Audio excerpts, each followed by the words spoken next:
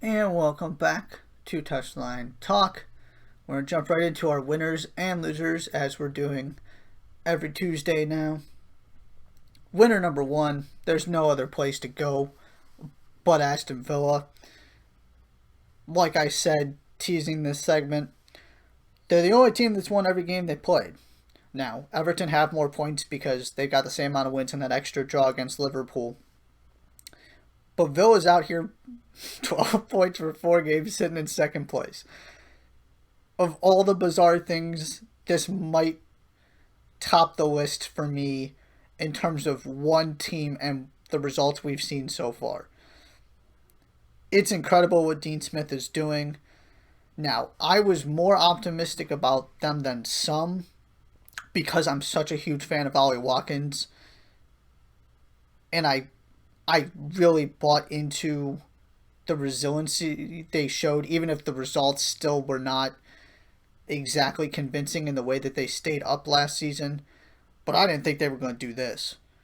And the reason they're doing this is primarily because they've stopped gifting other teams goals. And not only have they stopped gifting other teams goals, they're actually playing really good defense now. They are so much better organized than they were last season. It is night and day what's happening on defense. And it's interesting because you look at that back four and the guys that are playing, and with the exception of Matty Cash, it's the same guys from last season, by and large. They didn't go get a bunch of new center backs. Matt Targett's still out there at left back. It's just they're all playing much better, and Matty Cash has obviously been a positive addition. But they just are fundamentally sound defensively. And that was part of their problem last season is they let up a lot of goals, but a lot of them were just self-imposed. They would make awful mistakes that would lead directly to other teams scoring against them. And now they're hard to score against, at least so far.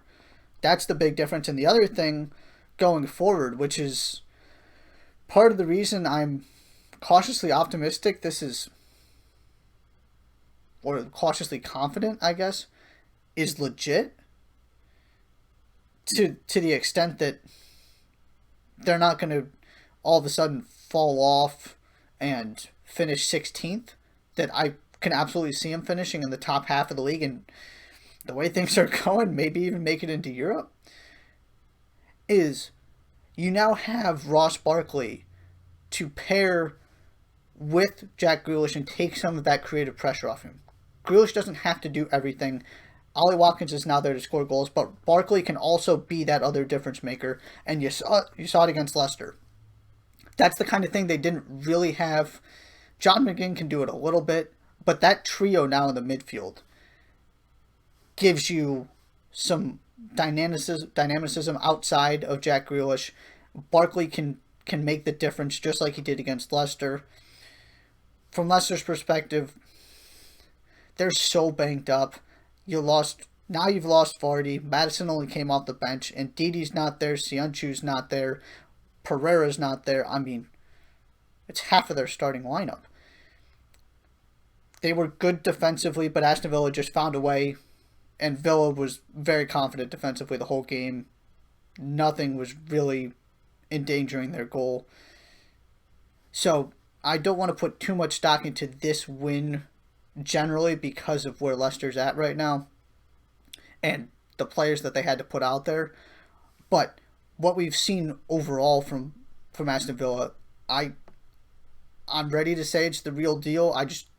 And that doesn't mean they're going to challenge for the league or anything. But these improvements, even if they slack off defensively a little bit and come back to earth compared to where they were last season, they're still a vastly improved team. You got to give Dean Smith credit. And hey, they can't do anything more than they've done so far in their 4 games. So we'll see if they can keep it up. It's not like they're playing bad team after bad team either. They put 7 past Liverpool. Our loser staying in the Premier League, Tottenham. I mean, my goodness. You're up 3-0 16 minutes into the game, and then they're just doing their job defensively. All of a sudden, 82nd minute goal, 85th minute goal, and then Manuel Lanzini comes in with a worldie in the 94th to get a point for West Ham. This is something you just don't see happen to Jose Mourinho teams, which is probably my biggest question so far with his time at Spurs. It's not that they're playing particularly defensive minded or boring to watch going forward like Mourinho teams have been in the past. It's they're just not as good defensively as his teams in the past. And this was one example, but they're dropping points. And yes, they should have gotten all three against Newcastle, but you follow that up with this where you had all three and you gave them away. They're only still in the title race because everybody else is dropping points too. It's been weird because there's been some great stuff and some poor showings and this kind of thing. I just don't really know what to make of Spurs at this point. But you got to give West Ham an immense amount of credit for finding a way to fight back in this game. It's not like Spurs gifted them these goals. That was a terrific ball that was played in by Aaron Cresswell for the first goal. You just have to tip your cap to Lanzini for the third one. They put pressure and actually found a way to create these chances. They weren't gifted to them by Spurs. So that's the positive sign here. I'm inclined to believe this is just one of those wacky things that happen sometimes, that it's not really representative of where Spurs are at, that they're going to be fine, they're going to be really good. You got Gareth Bale on the field for the first time. But in a week where, again, more teams are dropping points, that would have, and you were sitting there 3-0 up looking phenomenal. It's incredibly frustrating when you don't take advantage and come away with all 3 points.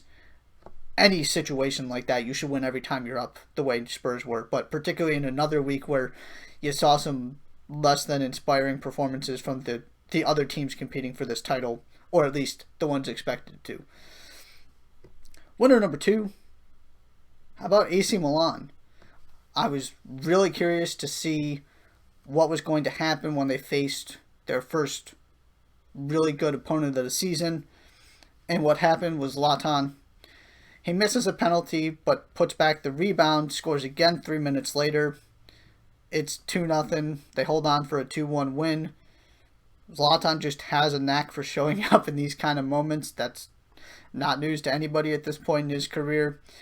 They've got a 2-point cushion at the top of the table because Napoli went and handled Atalanta, which just makes this an even better weekend for AC Milan, that everybody is chasing them now. And you throw that in addition to what happened with Juventus that we're going to get to in a minute here. I really wanted to see them deliver in that kind of game before I really started considering them in this top group of Italian teams with Juventus and Inter and Atalanta. But I'm ready to do so now. Still got a ways to go, obviously. I still think it's unlikely they end up in the top 3. But so far, I can't dismiss what they've done the way you could a week ago by just saying, yeah, they're beating the teams they should. Good for you, AC Milan. They are in the best form of any team in Italy right now. And Zlatan is going to be Zlatan. He's just one of those guys that does stuff like that in these kind of big games and delivers in the derby, and AC Milan's got control of that city right now. There's no disputing that. Then you go to your loser from Serie A, which is Lazio. I've been pointing out this concern and whether they can follow up a good season with another good season. And it wasn't off to a great start.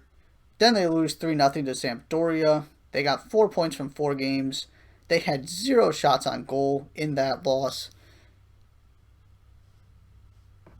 Right now, they're not even in the same conversation as the other teams that we've seen here.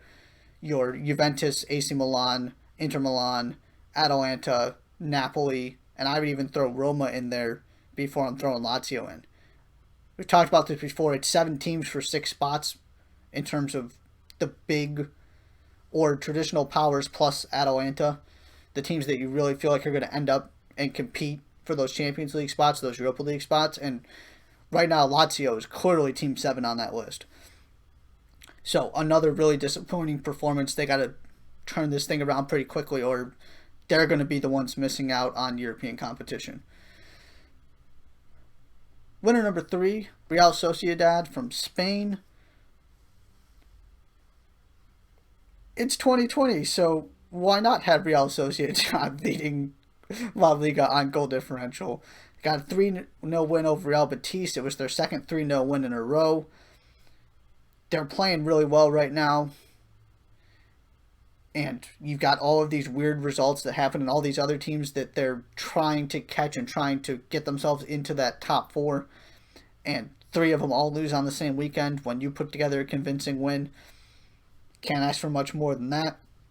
This team is really interesting to me because of some of the young attacking talent they have. With Adnan Januzaj, Alexander Isak, Mikel Oyarzabal, and then David Silva you throw in there too as the guy that can pull the strings and make the difference in midfield, adding that experience. They've got a really interesting collection of players. And they were good last season. They just weren't on the same level as those top 4 teams, Barca, Real Madrid, Sevilla, and Atletico Madrid. But they've got a chance to this year with what we've seen so far, and they've been as consistent as any team in La Liga so far, and got another win here in a weekend where everybody else lost practically. So keep an eye on them. I find them intriguing, and are a team that I think is fun and one of those teams that is easy to root for, and you would love to see them have a really good season. Then our final loser is Juventus. A 1-1 draw with winless Crotone. They give up a penalty kick in the 12th minute. Alvaro Morata equalizes, but that's all that they get. Federico Chiesa gets sent off in his Juventus debut. It's another disappointing result for Andrea Pirlo. And this would all look so different if that game against Napoli had just been postponed. Because of what Napoli has done, and the fact that they're still near the top of the table despite getting handed a loss and having a point deducted, and the automatic win it handed Juventus, which at this moment in time, if that game's played, I'm taking Napoli. So they catch that break, and they come out of the international break with a draw that you just can't have if you're trying to win this title. This is the kind of result that really hurts you and makes those games against the other top teams that much more important, because I find it hard to believe your Inter Milans, your Atalantas, maybe your AC Milans are going to be coming away with a lot of draws and losses against Crotone this season. It just makes your job harder. And when you're Andrea Pirlo trying to instill confidence in this team and confidence in your ability to coach, this is exactly what you don't want. And it hasn't been a catastrophic start, but it hasn't been a particularly good one either. And the other thing to acknowledge here is, and part of the reason I made them a loser, that team that they send out there just is not that scary.